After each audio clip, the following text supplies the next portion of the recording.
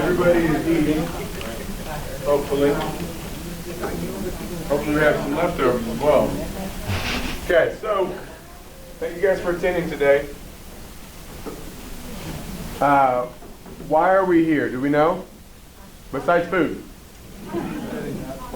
Posture. So I'm going to be, you guys don't know this, but I'm going to be assessing all of you as you're sitting in here. Giving you grades, okay? And points will be assigned based on your active posture throughout this presentation. So just keep that in mind, top of mind. Obviously I'm joking, but it is important for us to practice and model the posture that we want to have as often as we can remember to do it. Dr. Russell will tell you, I fail at this all the time. I'm sure he does as well. I catch myself all day long. I can't tell you countless times, dozens of times, where I have to readjust my posture. This is not where I want to be. This is not ideal. I can feel a strain beginning. I can feel some compensation starting. So posture is dynamic. You'll never be perfect all the time, but you need to catch yourself as often as possible. I'm not going to steal the whole presentation. Please do. I'm fine. Go ahead. But you guys know me. But I do want to make sure we know after this presentation is over, we will be able to go in and tell one thing that we learned about this presentation today for 10 points. It'll be under learning and enrichment. It's not there right now. I want to make sure that everybody gets a chance to sit in and be a part of the presentation. I'm going to make it available online, and then when it's available online, you'll be able to go in and put what you learned. Obviously, you don't have to watch it again if you remember what you learned from this actual live presentation. So we're going to ask you guys, once you're done eating, hopefully at some point, he is going to ask you to get up and move, and we'll do some stretches and do some posture exercises and practice some things that we're talking about. And I want you guys to engage, have some fun, and learn something today. So without further ado, this is Dr. Russell from Lakewood Chiropractic, which is just down the road, and they come out, and they'll be out here Friday. Correct. Doing some relaxation sessions. And that's going to be available to all my Corporate Challenge participants. So if you were Corporate Challenge participants, those will be available Friday afternoon. So that's just a cheap plug for that. So there you go. Perfect plug. I like it. Hi, I'm Dr. Patrick Russell. I'm a chiropractor. I work at Lakewood Chiropractic. As he said, we'll be out here Friday for relaxation sessions. It's basically a chair massage. You'll get a nice, definitely sign up for it. It's worth it. But we're going to talk about posture. You guys are doing a posture awareness month, I believe. Did you start already last week? Awesome. So we'll go through a presentation on posture, what it is, consequences of poor posture, kind of like what can happen if we have poor posture, and if we're in poor posture all the time, what are the consequences of that long term? Why good posture is important to your health, to your functioning, to your work-related activities, and ways to correct bad posture, which he said we'll do as stretches at the end. All right. So posture is the position we hold ourselves while standing, sitting, and laying down. Is that true? Or is there more to that? This is interactive, by the way, so we're all going to talk. There's definitely more to that. It's not just sitting, it's not just standing, but whenever we think of posture, we think of stand up straight, shoulders back, head over your ears, all that stuff. But guess what? Posture is when we walk, when we run, when we move. We'll get more into that in a second. All right, so there's classification of posture. Inactive posture, that's just basically when you're sleeping, when you're lying there, you need rest. You have minimal muscle activity.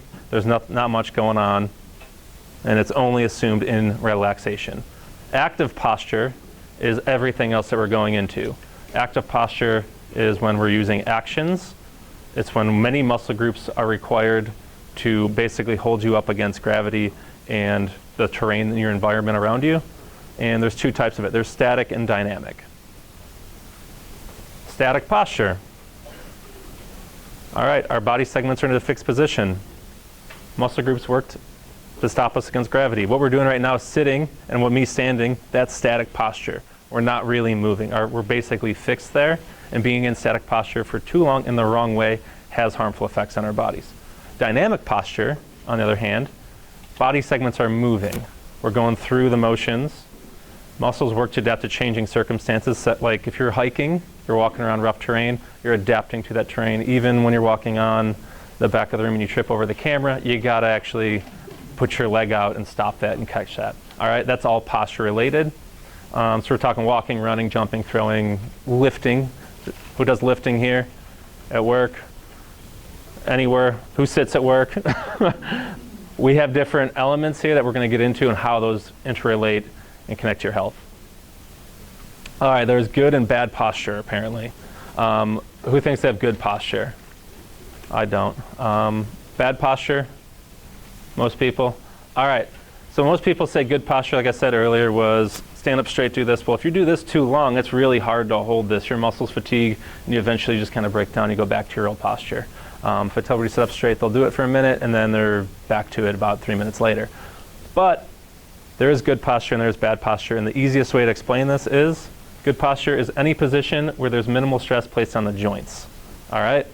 Bad posture is when we're placing way too much stress on the joints. So when you're sitting there and your low back starts to hurt, your neck starts to hurt because you're hunched over, and you're feeling that pain, that's bad posture. We need to correct that. Let's get back to a more relaxed state where we can efficiently move. All right, so what's the consequence of bad posture? Like I just said, excessive strain on muscles, joints, tendons, and ligaments, all right? Over time, those will start to pull, those will start to cause issues elsewhere in the body. You have decreased range of motion. If I'm hunched over like this, my shoulders are rounded forward, my head's forward, I can't raise my arms as high as I want to. That's a simple example of it. You're not gonna have the best range of motion. If I'm back here, relaxed, shoulders back, I can go all the way up, not a big deal. Or for this, whatever. We get the point. And when you have bad posture, you're more prone to injuries. When we're not doing things properly, we're not let's say who here runs or lifts weights or does anything at the gym, if you use improper form, improper like lifting posture, you're gonna have more injuries as a result. Whether that be your knee, hip, low back, whatever. All right, so why is good posture important? Basically the opposite of that. So it keeps bones, joints in correct alignment. It reduces stress on the ligaments. Muscles work more efficiently. So when we're in good postural positions, our joints are aligned, the right muscles are recruited to do that job. We'll get into that later when we talk about lifting, as an example. And it prevents musculoskeletal pain. So any pain, low back pain, neck pain, shoulder, whatever, when we're in the right posture, it really brings down our chances of having back pain. All right, so what can we do to maintain posture? Or what is required to maintain posture, proper posture, is we need muscle flexibility and strength, all right? All our muscles need to work properly. They need to be strong enough to hold us up against gravity. They need to be working in the right order. We have to have normal joint motion. So if we have joints in our back that are restricted, which I see every day at work, people come in, they have joint back. I mean, they don't necessarily have pain to have restriction on joint motion, but it helps. I mean, if they have pain, that's usually what brings them in. But normal joint motion allows you to go through maintaining proper posture. Efficient balance and balanced postural muscles. So our core muscles, we're talking about all the muscles that surround the pelvis and the lower abdominals. Those are basically our core muscles. They're the ones that work the hardest to maintain our posture, to keep us upright. And as we said earlier, awareness of postural habits. Again, we're not perfect. Posture, you're standing there great, and next thing you know, you're leaning up against the wall, and you're like, oh wait, I should probably not do that. Having that awareness and self-awareness of when you're having bad posture, and also the education to correct that, which we're hopefully doing this month, is what's needed. So, all right, so how do we maintain that? All those answers? Great way. Exercise with proper form. Go see a chiropractor, go see a massage therapist, physical therapist. Go see somebody that can work on your muscles, your joints, things like that. We can do mobility work at home, which includes foam rolling. You can take a tennis ball, you can put it on those tight muscles, roll those out. That really helps increase mobility and range of motion. And our work ergonomics, which we will now get into, because we're at work, we got to talk about work ergonomics. Does anybody know what work ergonomics is? More or less? Okay, so work ergonomics. So what the whole point of it is basically, it's the science of removing risk factors that contribute to musculoskeletal injuries. So we're spending the majority of our time, it feels like, at work. Sometimes it probably feels like a lifetime we're here. So while we're here, we might as well sit properly and have less injuries, right? There's like, I think over 6 million work-related injuries a year. in the U.S., and over 1 million of those are from low back pain, neck pain, basically sitting at a desk. We're pretty sedentary now, so we got to start working on moving more and doing things to negate that from sitting all day. And work ergonomics allows us for improved performance and productivity at work. So when you're feeling in a bad position posturally and you're in pain, you will not work as well, you will not be happy. Let's be honest, nobody's happy when they're in pain. So being in a better posture feels better. All right, this is poor desk ergonomics. As we can see, I'm gonna go on this side, sorry, I'll do both sides. The guy's head's forward, he's looking down.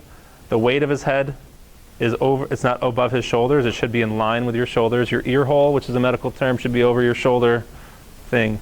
And that's where they should be lined up. His back is forward, which is putting tension on these muscles down here, sorry. And his hands are above his elbows. Who sits like this at their desk every day, most of the part? I have people that come in all the time, they lean in, they're on their mouse, they're doing this. Eventually they start getting rib issues up top. I know how it works. Your shoulder's off, and they wonder why it's going on like that. All right, so what's the consequences of poor desk posture? You have low back pain. Who has low back pain? There you go. Neck and shoulder pain, carpal tunnel syndrome from typing or texting. Cardiovascular disease, who knew that? From poor desk posture. By the way we sit, we can cut off circulation to coming up from our legs back to our heart. So we have more blood pressure coming from, you have to pump the blood back up to our heart, so we require more blood pressure. When we're not in the right position, your legs start to go numb. It's usually bad posture, and that can cause cardiovascular issues. Poor posture. Is that like a peripheral artery disease? Yeah, yeah, Okay. correct. Can cause weight gain, because when we're in pain, guess what? When we're sitting all day, we're not going to work out. And fatigue. When we're not in good position, we're in pain, we're going to be more tired than normal. Good desk ergonomics. We're going to go through, it's a big slide here, but I'll try my best to go through all of it. We want our screen roughly eye level, if not just a little bit lower. We want our arms at 90 degrees. If you guys have armrests, you should raise or lower them to the proper height. Are you guys doing that for the month? We're working on Yeah. doing some of that, yes. Awesome. Feet should be flat on the floor.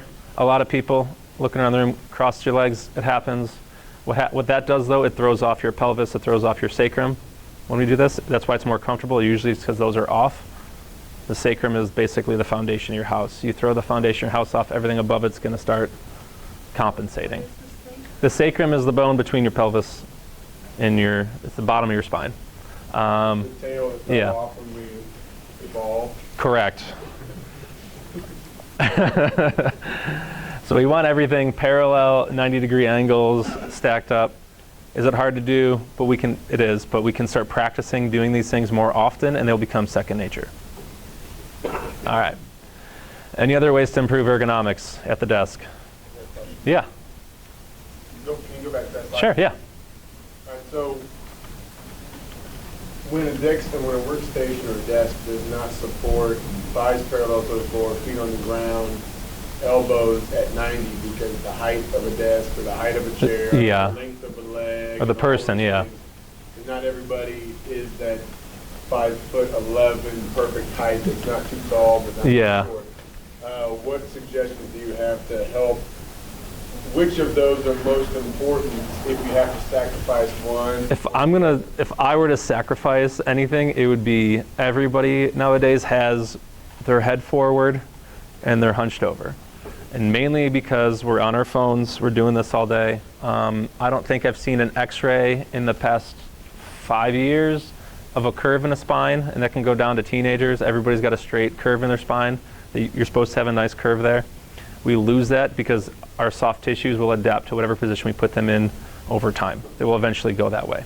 So if we're like this all day, we're gonna lose that curve. So I'd say probably the monitor height and getting that eye level is probably your best bet. If I had to pick ways to, if you're not the right height or whatever, maybe you're too short, you can always put something, a footrest or something below if you had to elevate your chair at all to get it to that level. Too tall, we have issues, but it's not that bad. So, but that's what I'd probably say is make sure the height's there and make sure your chin's back and you're sitting upright. That should be most of it. So head alignment Yep. is the number one. 100, yeah, I'd say for sure. priority. Yeah. And then would you say then wrist elbows? How important are those? I say they're important if you're typing all day. I don't type all day, but if you are typing all day and you are getting pain, tension all throughout here in your forearms, that you feel that it can be the start of carpal tunnel syndrome. So when you're typing, you have a sheath of all these muscles, these tendons run through, and as you're typing, they're rubbing together and they get inflamed. That's what carpal tunnel syndrome is. So putting it at that 90-degree angle will help you guys out as far as while typing, being a little more relaxed. Keeps the shoulders down too if you're relaxed like that, typing at this level. But yeah, I'd probably put those two. Any other questions about that? No? All right. So we kind of went over other ways to improve in case there's other issues. Anybody have, we're good? Okay. All right, poor lifting ergonomics. So anybody has to lift either at home or at work or wherever, they should not do these things. Definitely don't bend over at the waist, lock out the knees. You're going to put strain right there at your low back. Those muscles are really not big enough to do all the lifting. If you want to use the most efficient muscles, it'd be your glutes and your core. So when you brace that's in your hamstrings. Those are going to help you lift the most weight. These muscles right here at the small of your back, they're usually probably tight on most people. They do a lot of postural compensations for us. Those tend to lock up. They're really not meant to carry that much load. Again, the box is too far away from him. Your head is down over the load.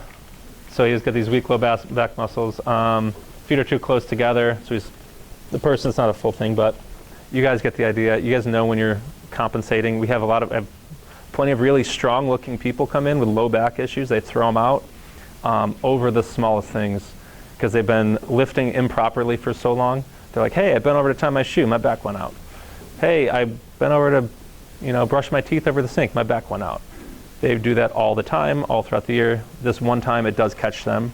The reason being, they've been compensating for so long that finally their back says, I've had enough, and it just goes out.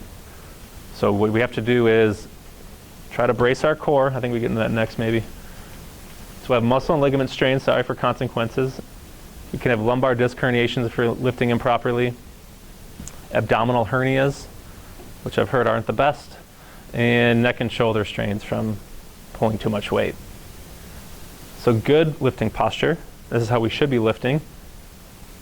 We're going to use our legs, butt muscles, and we're going to lift with our hamstrings, all right? Those are our powerhouses for posture. They're powerhouses for most of the muscles in our body. They really don't get tired. They're pretty big muscles.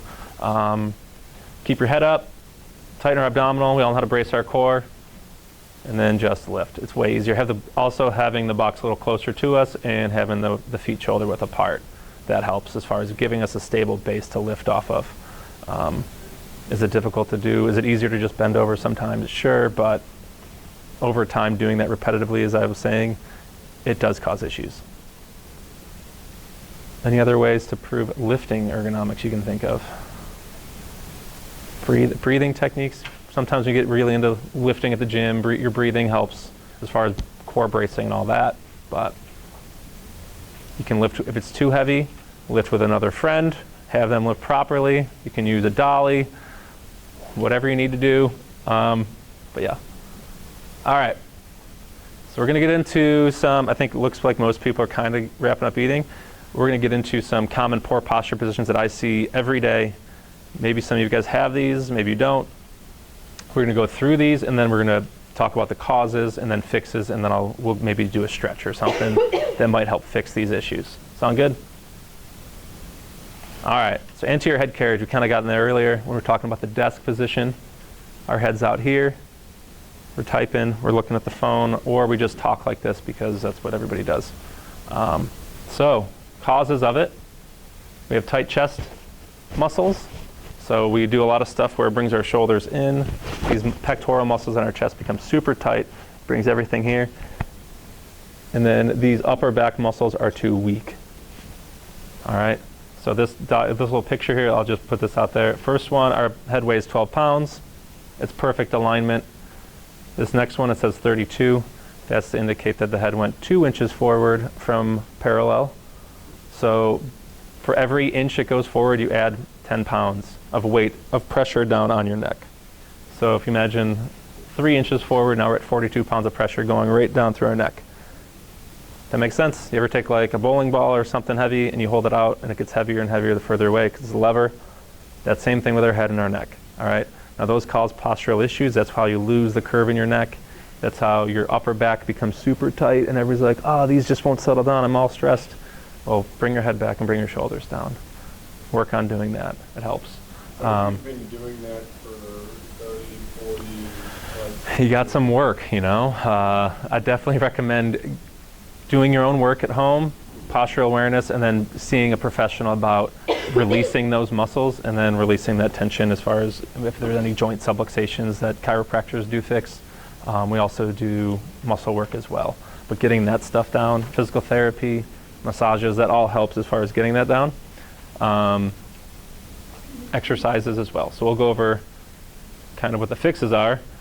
So you do basically upper back, neck, and rear shoulder, everything back here, some strengthening exercises to bring this back. And then some chest stretching and neck posture drills. So tucking your chin tucks, you can do that a couple times a day, bring those in. I think the one I picked would chest stretching. You had it on your sheet, so I think I tied that into this.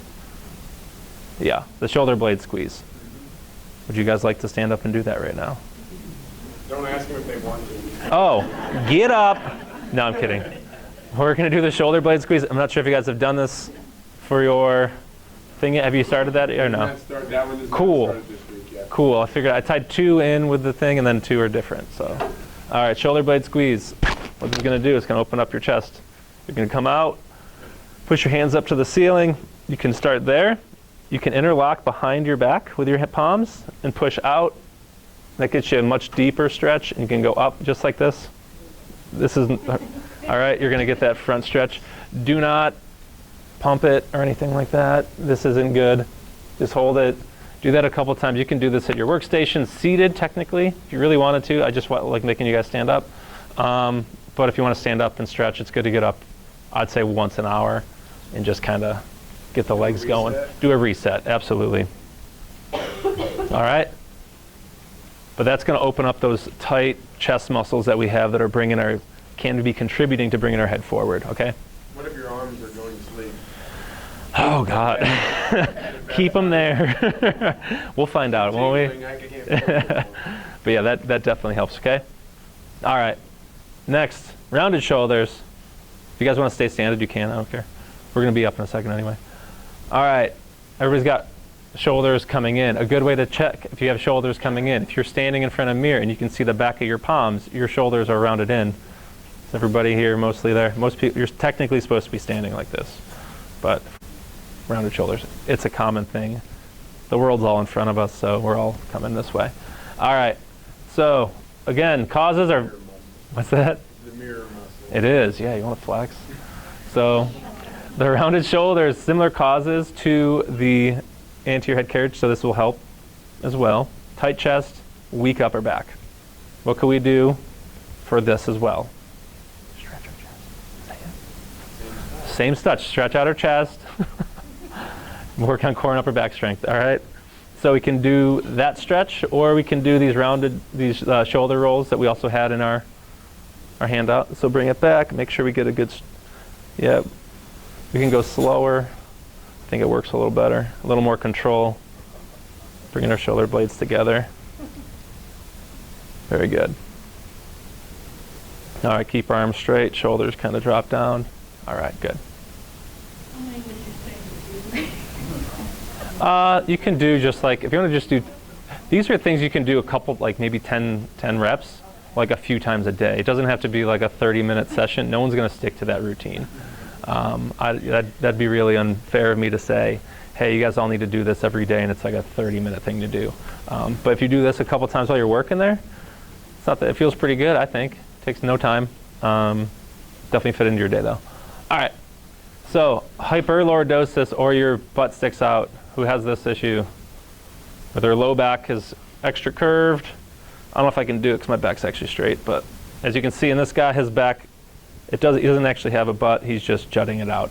So, cause of that, the low back, your low back spine, the lumbar spine, curves, has a nice curve in it. These people have more of a curve. The issue with that is the sacrum's there.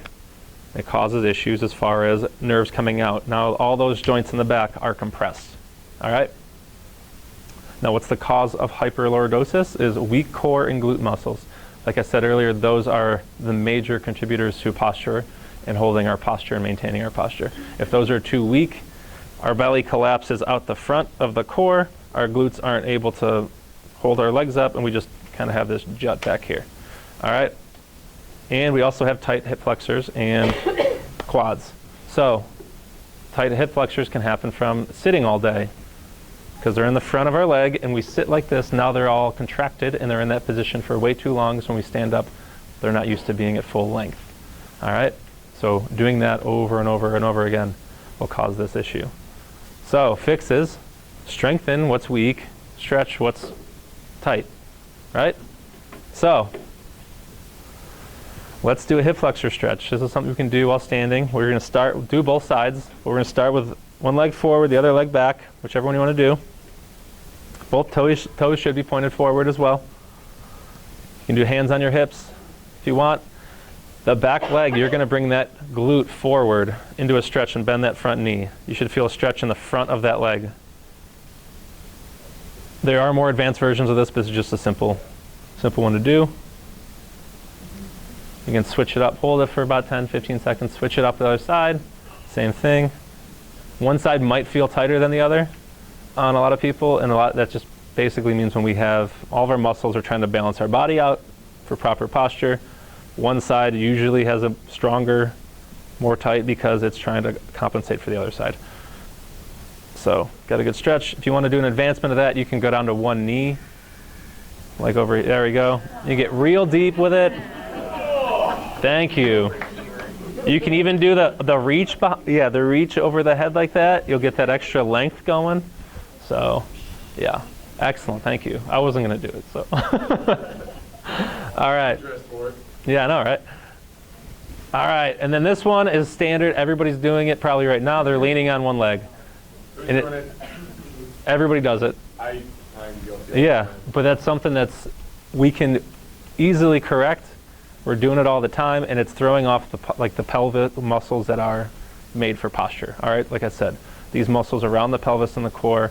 We're leaning to one side. We're overloading this side now. This side's not doing anything. We typically lean to one side or the other for the most part. We start getting these imbalances, it throws everything off. So, what happens? We have a foot flare usually. A lot of people, if I check your posture, one foot's usually sticking out the other way. Any ladies in here have a purse that's the size of a small child? Yeah, or a small child that they're holding? Yeah, those all, having that thing on the one arm does throw off that one side. All right? So, fixes. We can stand with our feet evenly distributed, which sounds simple. We just stand there, right? And we can activate our core and glute strength exercises. All right, so we have a lot of core exercises, glute strength exercises like bridges, planks. Those things all are great for this and the other ones we were going through. So let's do proper standing posture. This is a little more than just, hey, stand here. So we have our feet pointed forward. Make sure you look down at our toes. They're about shoulder width apart. They should be pointed this way, forward. So what you're going to do is actively screw your feet into the ground. So you're going to take your foot and you're going to take your feet should go like this. Kind of screw them outwards. You'll feel your butt activate, hopefully, at that point.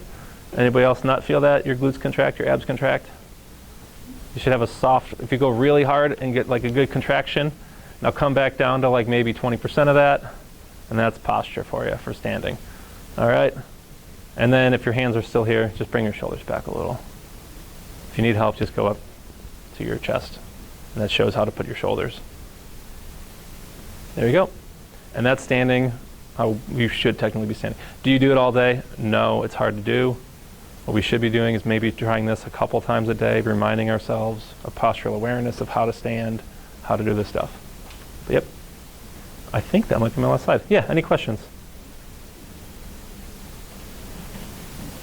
Thank you. You're looking, I have all kinds of questions. You got them all. Don't look at Yeah. me. Any questions here for anything we just went over? Do you guys want to do any more? Any issues with any of these? Do you guys? I No? want to go Yeah? back. Yes, sir. Yeah. Which one? I didn't check her feet. I'm not going to lie to you. I didn't look at her feet. I was just like, oh, she's got decent posture. So if they're not for the most part, we want them for. We definitely don't want pigeon-toed. We don't want too far flared out. We don't want one flared out. If they're forward or slightly going out in a V shape, that's fine. If you're like, there's like a range, like a limit. You know, we don't want like this. Like when you get your alignment on your car. Yeah. There's a green. Yeah. If you look down, you're like, oh, we're good.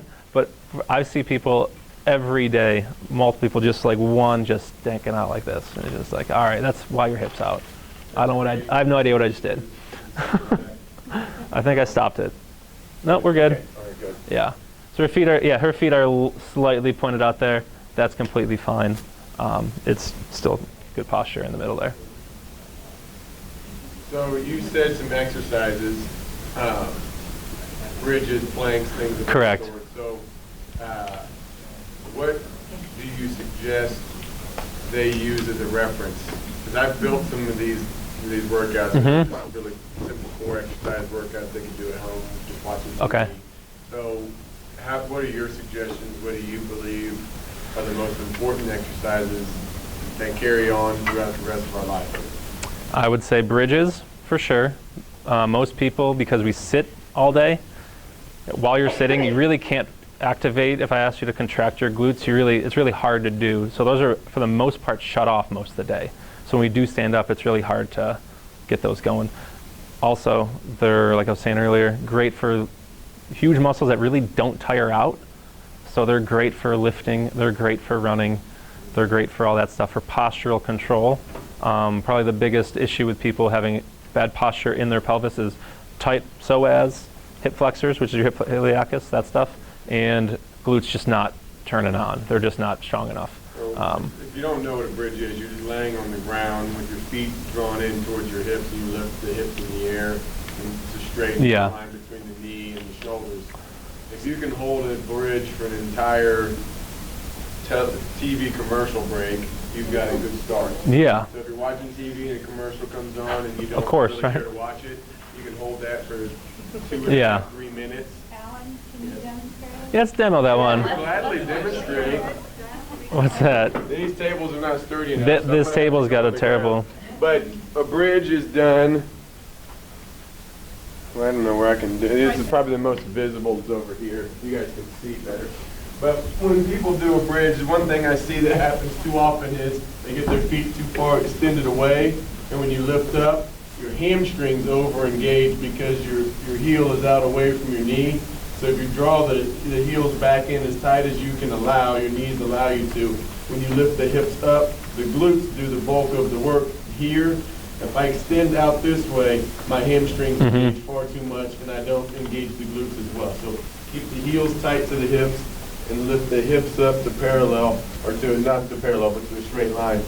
And so an advanced bridge would be you put your hands on the floor behind you and lift yourself up like this. This is a far more challenging bridge, but it definitely stretches out your shoulders and helps you get that in better alignment.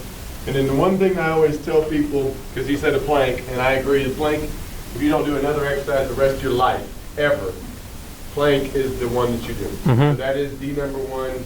If you don't choose to do anything besides walking and living, exercise is the plank. And you can do it a few different ways. You can do it from the knees, you can do it from the toes, you can do it from the hands, you can do it from the elbows. In our classes at lunch, you guys know this, we do probably 50 different variations of planks, which there's lots of.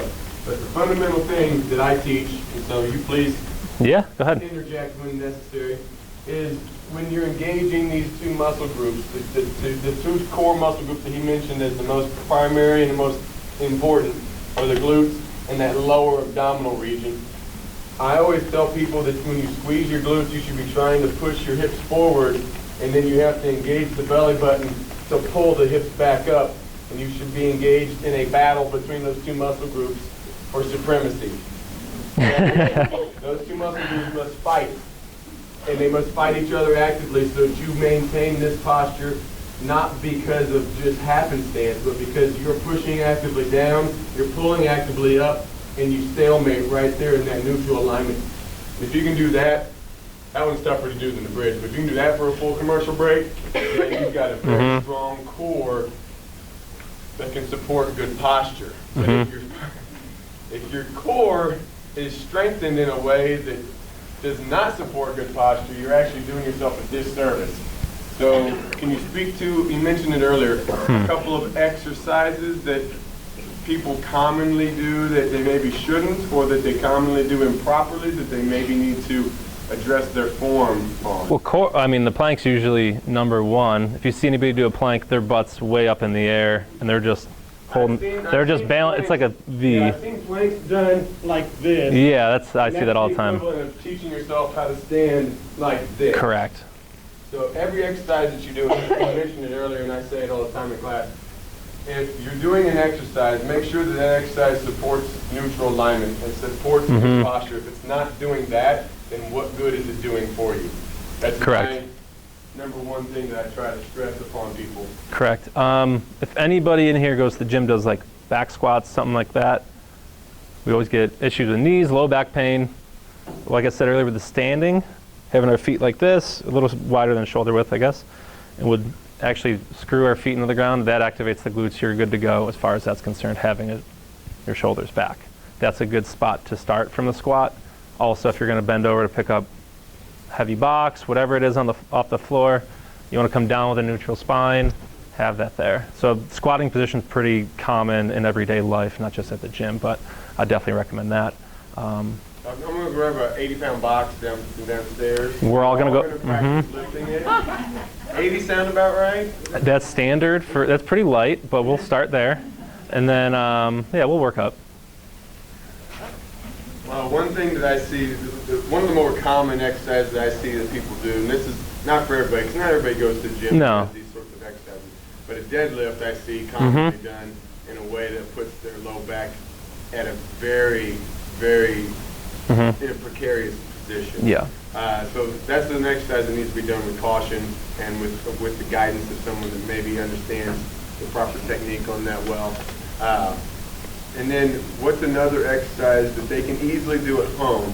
Bridge and plank, I demonstrated those two. One more that you think is crucial, and you mentioned it, you just said it, in how you lift. If you can't squatting? squat properly, Yeah. you can't lift properly. Mostly, So yeah. how would you show? I can show For a body weight squat, I'd go shoulder width. I'd do the same thing with the standing. I'd turn my feet out a little bit, get that shoulders out wide. I might either go here, so my arms are in front of me. That brings my shoulders back. Head up, keep it up, and then I'd just bring it down. Either go down to parallel or whatever, and then back up. Push through the heels. Kind of how I do it. So that was great form, and the way I teach it is very, very similar. Counterbalance of the arms, however you want to hold Yeah. it, whatever that makes sense. The trick and the key and the most critical piece of a squat that most people, when I just ask them to squat naturally, they do improperly. That puts so much of us at a disadvantage. So kind of speak to what this does if we squat this way. But when people squat, a lot of times their first motion is here. Their knees are driving forward past their toes. Their heels begin to lift off the ground, and then they're trying to balance on their toes. As you see, I'm exaggerating for dramatic effect, but their legs start to tremble, and then they have a hard time balancing, and they have to compensate in ways that misalign their spine. And so I always tell people the most important thing is that your butt gets out of your way first and foremost, so that you can squat and sit and not squat and flex. So what does that do to people over time? We already have tight hip flexors and quads. So when we go this way, we're just strengthening our basically tight muscles. So that's why when we want to strengthen our glutes, that's the whole point of a squat. All right? We want to strengthen the back, the posterior chain. We don't want to strengthen the front. So when we go this way first, we're strengthening up this, all that, because we're still doing the front side. We want the back. All right? So that's basically what it is. It helps strengthen the glutes up and the low back. So. And Who doesn't want nice firm glutes? I do. You do? I do. Yeah. But I'm trying to think another one we could do at home. Those are my three. If I, Yeah, I'm just thinking maybe upper body. I don't know. you know, the push-up is just the plank, Yeah. the elbow is flexing. Yeah. That's a very common one. I've got about 4 or 5 that Mm-hmm. are the most simple body weight, movement-oriented exercises. So you spoke to it earlier, and if you could maybe just expand just a bit on what fully articulating back means. So all the joints are functioning properly. What kind of flexion should they be able to support? Transverse, frontal, So, sagittal plane, all yeah. the different- So our spine, the joints in our spine should be able to go all forward, should be able to go all extension. So we have flexion, extension. We should have rotation. And it should have a lateral flexion as well. And this goes from our head. Our head's a little, we have in our neck, as we know, we have a little more flexion than, let's say, our mid or thoracic spine, which is from here to about here. But for the most part, those joints are capable of moving in all those directions. So when it's very easy to have it out of place, not normal range of motion, stuck, as you can tell, if you are sitting all day, not doing anything, those start to get compressed. If you are even very active, also very easy to get out of place. So basically, for the most part, a lot of the reasons why our joints don't move well is because our muscles are really, really tight, or they're not strong enough to hold. So our bad posture does start to deviate. People have deviations in their spine all the time. They'll take x-rays and you'll be like, oh, do you have a lumbar curve? And they're like, no, I had no idea. But it's there, and it's because muscles are pulling it that way. Your posture is dictating that. Like as I said earlier, your body, your soft tissues of your body, which is muscles, you can even say, ligaments, tendons, all that stuff, it will form into whatever position you put it in long term.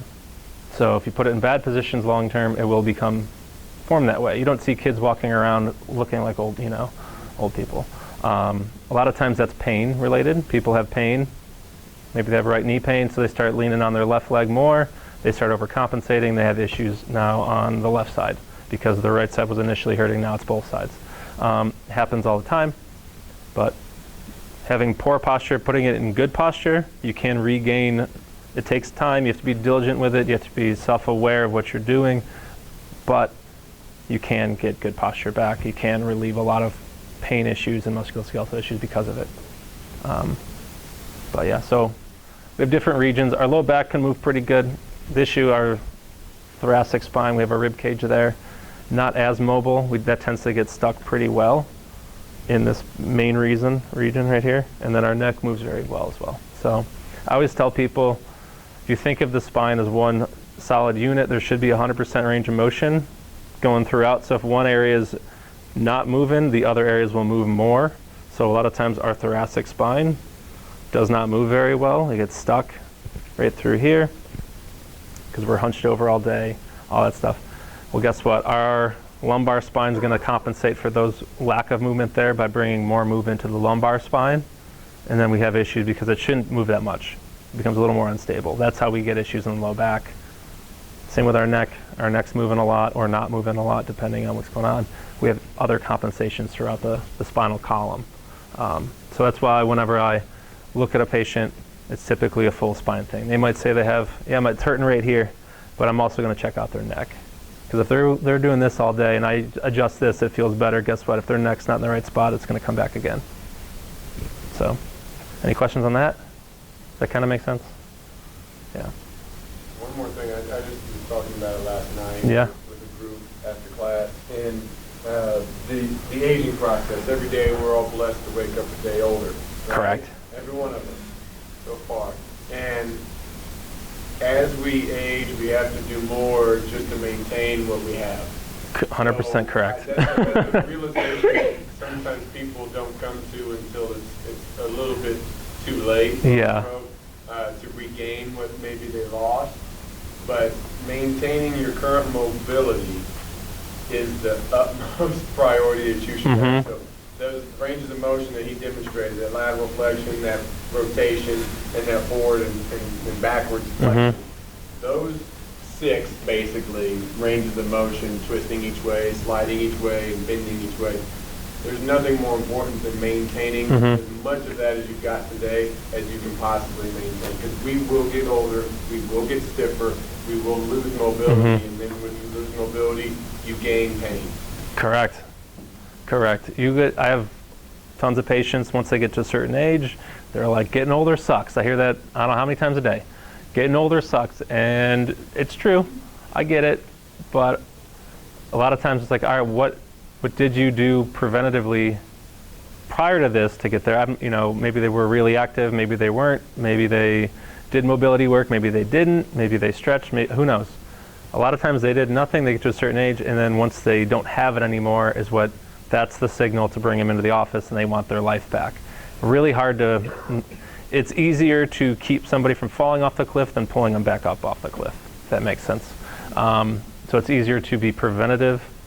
It's easier to do all the right things like eating well and all that. Instead of getting sick, once you get sick, you're sick and you gotta come back from it. Easier to do it now as opposed to waiting until it's too late, then it takes a lot more work and probably costs you more money if you really put it that way than doing it. That makes sense. And a lot of people, like, I had a big guy come in today, he's probably in his 30s, he was like 6'10", he was huge. Tweaked his back and he's like, I can't move, I can't do anything. I didn't realize this, and it's like, you don't realize, he's like, I had no idea my back could hurt that much and affect my life that much. He wasn't able to go to work. I mean, a lot of people can ding up their hand. You can use your other hand and still get around throughout the day and manage most things. You mess up your back in the right way, not always, but some people mess with back enough, they're out of commission for however long. And sometimes those issues aren't necessarily reversible, they're just manageable at that point.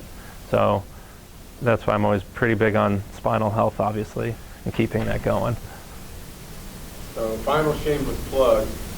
I believe that the exercise practice that is most feasible and sustainable for the majority of people is yoga in some fashion or form. There's different types of it. Restorative's good. Hot yoga's good.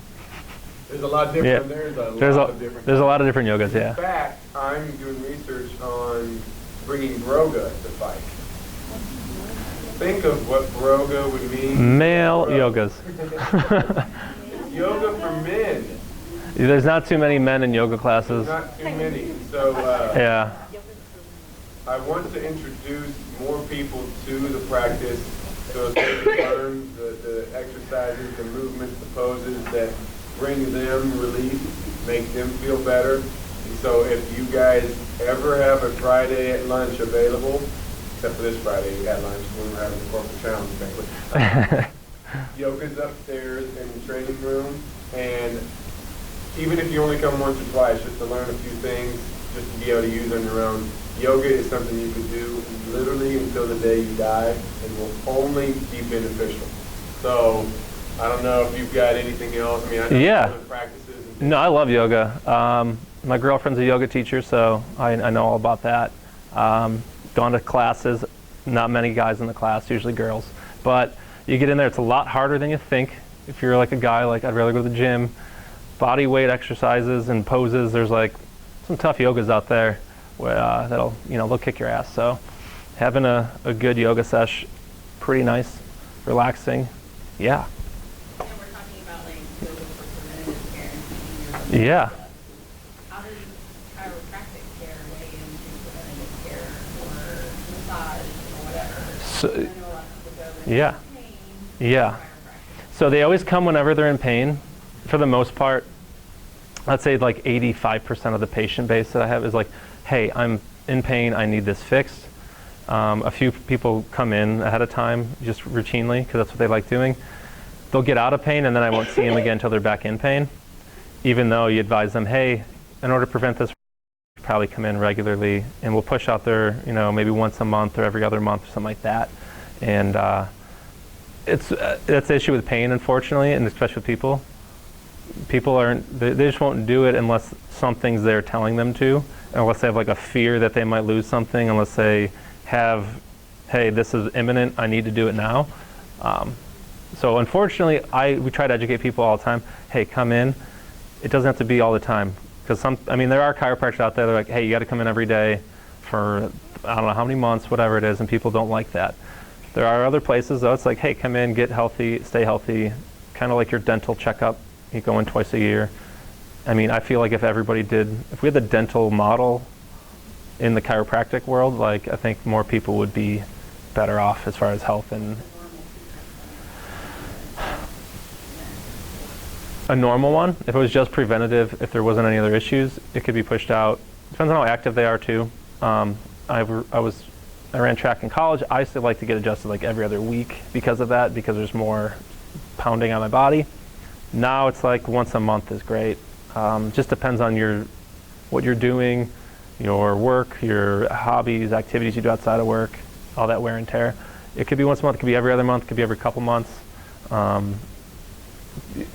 lot of people, once they get adjusted and they're pain-free, your body kind of tells you like, yeah, I feel a little jammed up here. I feel my neck's bothering me. I should probably go back in.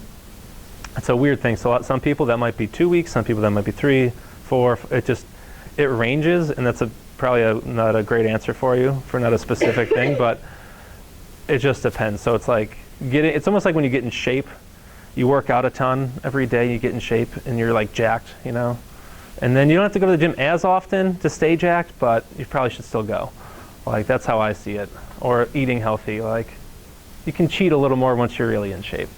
But it's very intuitive. You have to be able to understand your body. yeah. And some people don't know the warning signs that lead up to the major issue, major incident, and they could have stopped it, like you said. Correct. With a visit 3 weeks ago, and it just built to a critical point. Yeah, and what we were saying earlier with age is another thing. As we get older, we do have to do more work to stay nimble and do all of the things we want to do. So you might have to come in a little more often because of that. You might not hold your position better and stuff. So it's just a little different, but that's what I think. Okay. We good? Any other questions? All right. Thank you, Dr. Russell. No problem. Thank you for having me. All right, guys.